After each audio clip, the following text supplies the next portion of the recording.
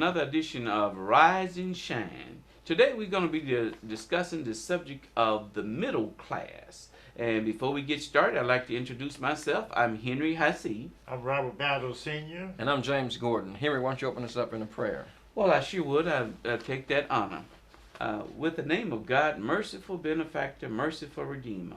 Praise be to God, the cherisher and sustainer of all the world. Most merciful, most gracious, guide us to the straight way, the way of those whom thou hast bestowed thy grace, those whose portion is not wrath, and who go not astray. Amen. Amen. Amen. So, Robert Battles, I'm thinking the middle class, is anybody like make less than $10 million a year? Or what is your opinion of middle class or working class? Well, the working class used to be the educated. It used to be those people who, it used to be those people who are educated, those who work on traditional jobs like school teachers and postmen. But now we have a diversity of people who comprise the middle class. I think that the middle class has been under assault, and we look at the President Obama, and his whole message has been to maintain the quality of life for the middle class. Well, go ahead, Haseeb. Well, I was going to say, now we used to say you had the upper class, upper middle class, you had the lower middle class, which was usually what I refer to as the working poor, and then you had those that was in the middle. Nowadays, the dynamic is beginning to change because the people who was in the upper middle class find themselves now in the middle or the lower middle class, and there is no lower middle class anymore. It's the poor. Well, I think, to me, the poor seems to be like under $5,000. Your income is under $5,000, $6,000 a year. You probably, it's really hard to make ends meet to try to have pay for an apartment or rent or what have you, or food. That would be the working poor or the poor. Then the middle class would be the maybe $7,000 or $10,000 to about 5 or 10 million really a year. I know a lot of people think that if you make a few million that you're not in the middle class, but my philosophy is if you stop working and go broke, then you're in the middle class. You're in the working class. So, but I think the middle class, we call it, well, middle class hell, I guess, is a catchphrase, and I think that would come from a person who lives 125% of their income, regardless of what income they may be at. I know some folks they make maybe $65,000 a year. Have this friend make $65,000 a year, has 4 kids, so he pays about $500 per kid or $2,000 a month child support. But he eats out every day. He buys a new car every year or two. He shops at the mall. You shop at the mall, Robert? No, don't shop at the mall. Okay. Nothing wrong with shopping at the mall. I guess if you catch the right specials, if you got plenty of cash to spend. This person here goes crazy on the holidays. These holidays in America, we need the holidays. They're made to teach Americans or to groom Americans into spending cash, because our capitalistic system only works when a certain group of us spend cash. It doesn't have to be you. You don't have to be that group or that person, but that's the only way the capitalistic system works. So we got a few folks in America who's groomed to go crazy around the holidays. Birthdays go crazy, Christmas go crazy, Easter go crazy, Valentine's Day go crazy, Halloween go crazy, shop, shop, shop, shop, shop, President's Day sale. And what happens there is this person, a friend of mine, makes $65,000 a year, has got a problem paying his rent.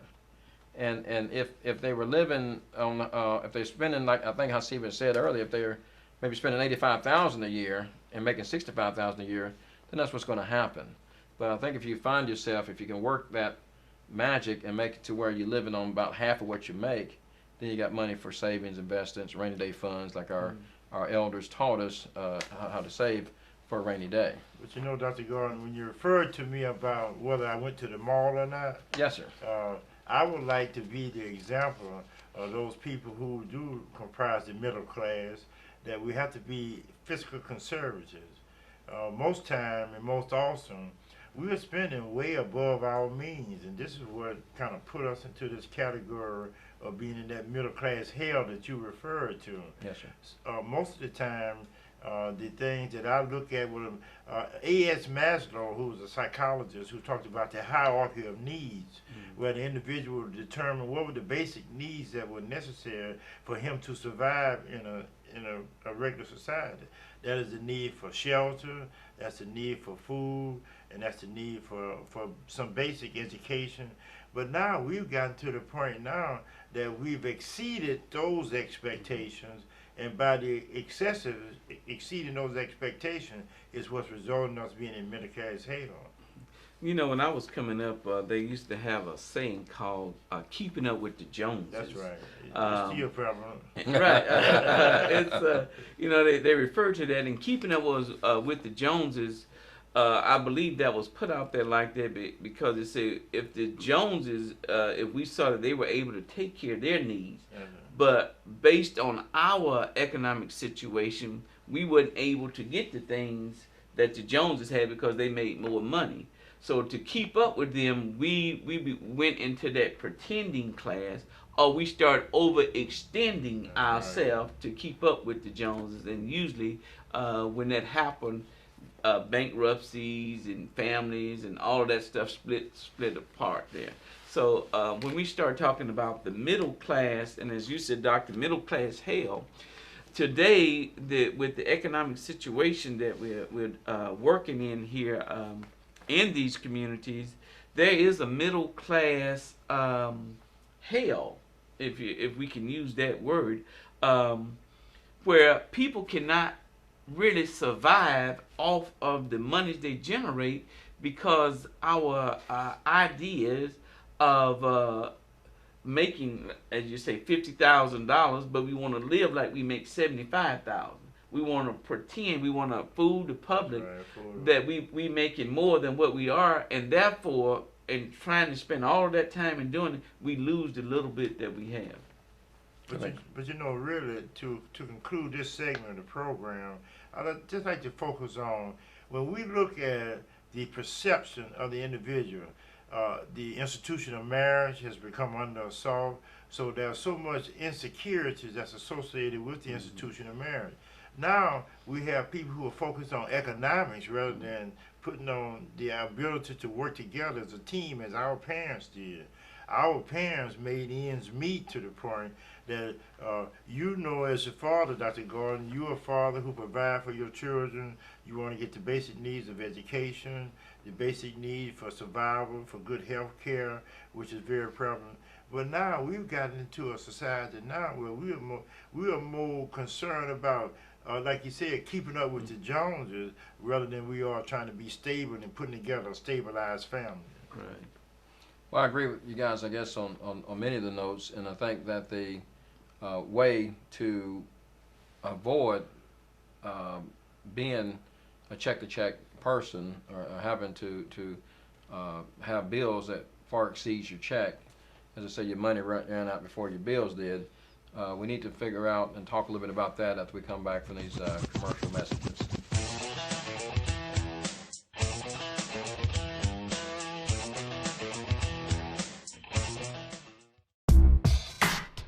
H&H Financial Services in Mobile has over 20 years experience in accounting, bookkeeping, appraisals, real estate, and year-round tax preparations. Give them a call today at 251-438-1620 or visit them at 1560 St. Stephen's Road in Mobile. Let your money grow in our care at H&H Financial Services.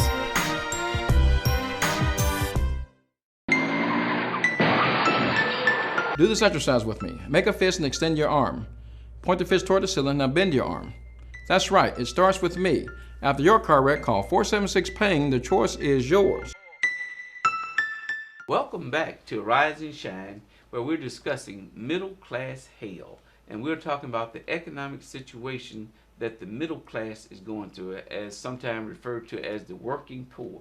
So we're looking for a solution, and we will be discussing solutions to how we can get out of that situation. I want to take a moment here to say join the discussion. The email address is posted on the screen. And if you have any other topics you'd like to see us discuss, please do. Feel free to talk about it, and we will respond to your emails personally. Robert Bowers, you had some solutions to how? Well, one of the solutions that I was proposing is that, you know, we have to refocus on what are some of the prerequisite causational factors that put us into the position that we are today. I think that relationships make a great part of this because with the institution of marriage continue to disintegrate, with the number of domestic violence cases because of economic conditions. If we could just reinstitute the idea of a couple, a man and a woman, or whatever the relationship is, working together on one accord, trying to produce an opportunity. Now, I've been married for 45 years, whether it's good or bad or not. But at the same time, though, my children don't have to worry about what their economic condition is going to be. They know that sometimes we might not eat. But at the same time, though, each one of them has made a great stride in trying to pick themselves up. But now we come to a position today where we have so much confusion in the family, the destruction of the family, and that not only contaminates the children, but it's causing generational gaps between this focus on economic survivability. Well, I agree with you there, Robert. The situation now with economics, and especially now our children now, not only do they have to have a pair of shoes, but they got to have the best shoes. And if you're in the middle class, usually that the best won't really fit into your budget unless you're doing a budget and you can carve out that piece. But because of the demand of our children, and I can remember mine's, when they were coming up, we used to buy them tennis shoes, and they used to call them Bobos.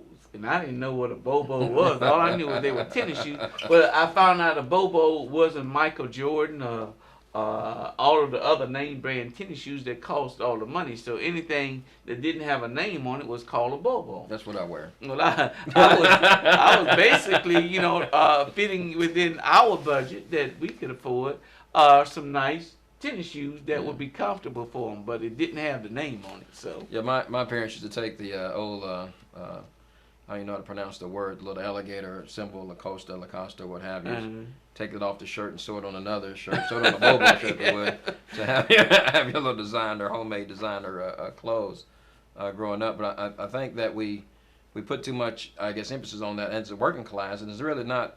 I mean, it transcends a race, these check to check or this middle class hell. I think many Americans get caught up into trying to have the latest. I noticed, I think you mentioned a pair of tennis shoes. Some of the basketball players, they bring them out like once or twice or 4 times a year, and there's people that actually stand in line or sleep out or camp out to get these $200 tennis shoes. And then they may wear them for 2 or 3 months, and they really can't be seen in them anymore because they're old, they're outdated. I mean, that's the one thing that goes outdated quicker than the electronics. Than the computer system is a new pair of these little basketball tennis shoes. But Dr. Gordon, I really believe that if we look at the structure of the family and see the female, whether she's African American or whatever the case, but more African American females, if they could just revisit the time when our parents came along, where they saw that we got to work together on one accord in order to produce a great product. The parents are so busy today that they don't get involved with the child's education. They don't get with the child's recreation.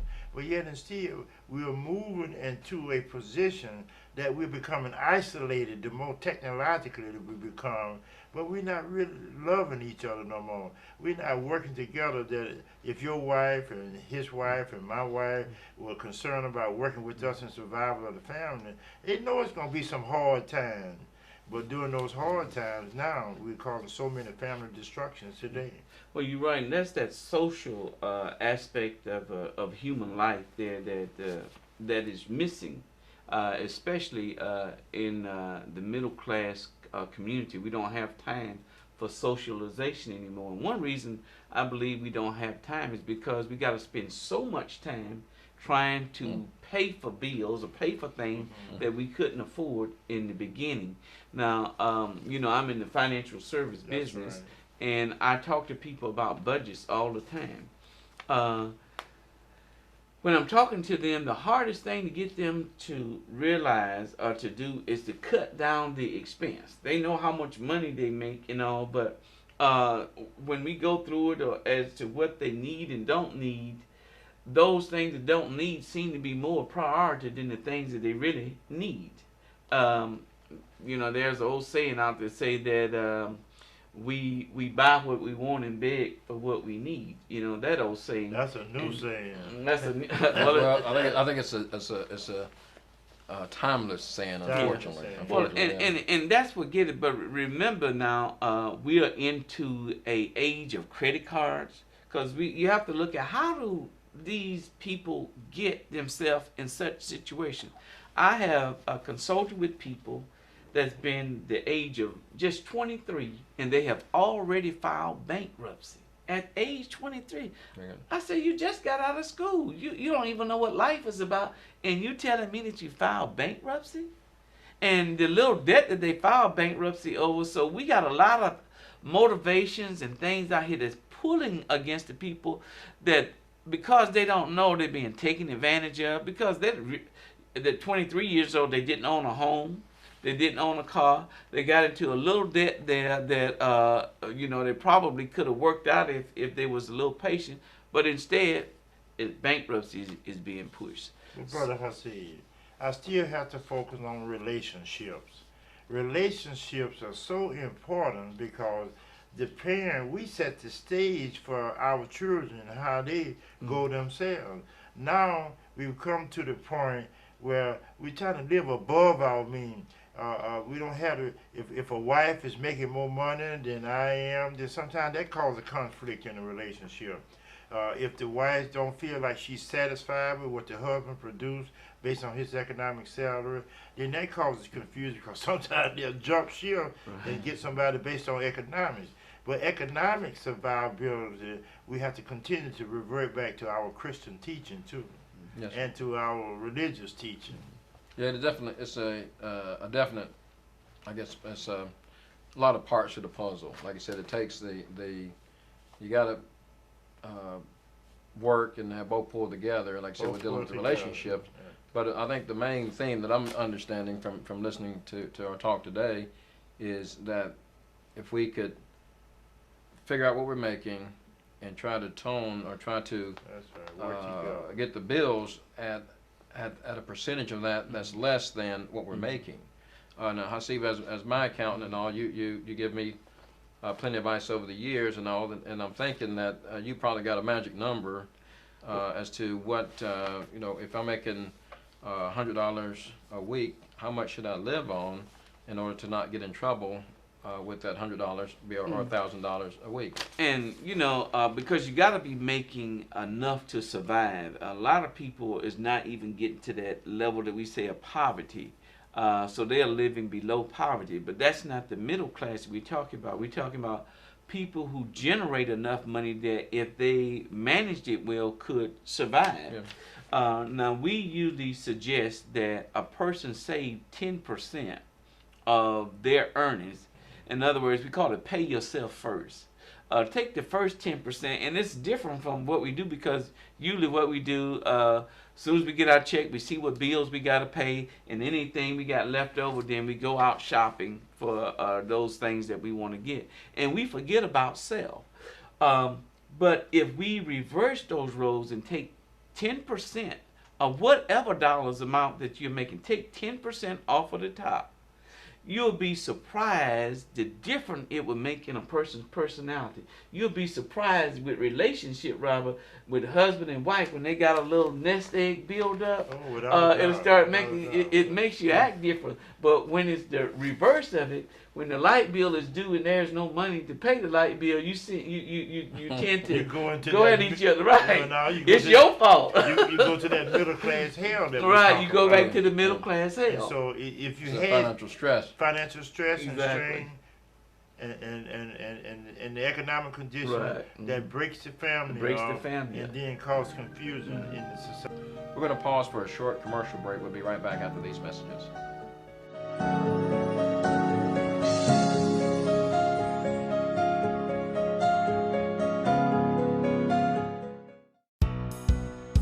Concerned about national issues? Looking for answers about problems that exist in your community? Tune in to Pass It On with Robert Battles every Sunday at 3 p.m. Pass It On is an American talk show that focuses on national and local level issues. Tune in to Pass It On every Sunday at 3 p.m. on Gospel 900, 660 a.m. WGOK. Welcome back to Rise and Shine, where we are bringing about a solution to the middle class hell. So Haseeb, you're saying that I think said before the break we need to do a budget. So if I'm doing a budget, say if I get my check in, there's some religions, and many religions are different, but some religions say, okay, you give a little bit to the religious order, if you will, then you want to pay yourself at least 10%, and then you want to have your bills and your rent and everything to where how much is left over after you pay your rent and utility bills? Is it like 10%, 20% left over after that, or after you address all those costs, should you be like broke even? No, I'm saying just the opposite of what you're saying. I'm saying the first 10 before you pay everything else, because if you leave the 10 for yourself at the end, Yes, sir. then we're gonna have the middle class hell. No. I'm saying, okay, in the beginning, you get your check in. Mm-hmm. Let's say you got $100. We use $100. Let's say $300. $300. Okay, so I take if my religion requires it or dictates to it, then a percentage of my money. If I pay my religion, I pay that with a percentage of the monies. I pay 10% to myself. That's like first. Okay, and then I pay my rent, and then I pay my electric bill, and I pay my water bill and whatnot. And then I have a little bit left over. So in essence, I'm still paying myself the 10%. It's still up at the top. I mean, that's what you're saying. Before you pay everything else, don't pay yourself last. You're saying pay yourself near the top or at the top. Right. Pretty much what you're saying. Yeah. Okay, we agree that you're supposed to pay yourself near the top, at least 10%. I guess a little bit more if you want to invest it. Do you invest that money or you just save it? In organizing a budget, what we do is we look at the income and the expense. Yes, sir. And we see where we can increase the income, if that's possible, and decrease the expense. So we have to find ways to do that to live within the means. Remember, we started this show by saying people are living above their means. Right. So we got to bring their means and their expense in agreement with each other. So if you got $1,000 rent and only got $500 left to pay rent, what's your solution? You're gonna be evicted. What are you gonna say, Robert? I'm saying what we're doing. See, the whole purpose of the Rise and Shine is to try to provide you information that we feel will be beneficial to rise you up above the level of intelligence that you're currently existing under. When you're talking about the level of the budget, but I'm constantly thinking about too when you're talking about the people who have no budget. You know, where do they fit in? What about the people who are unemployed? Those who, Dr. Gordon, you and I talked about before about how people in the fast food business was talking about picketing, but what is the difference between driving the price up? So there's so many factors that are being involved. Well, Robert, when I was in school, I was working as a waiter, and the wife was working as a waiter or restaurant manager. So alone, neither one of us had enough money to make it happen. But we pool the money, we can make it happen. Now, and many times, if a person's single, and many people out there are single working, they may work as a waiter or waitress or as a fast food restaurant person. And many times they room with that. They get roommates, and they pull together 2 or 3 folks, 4 folks, and they get an apartment together.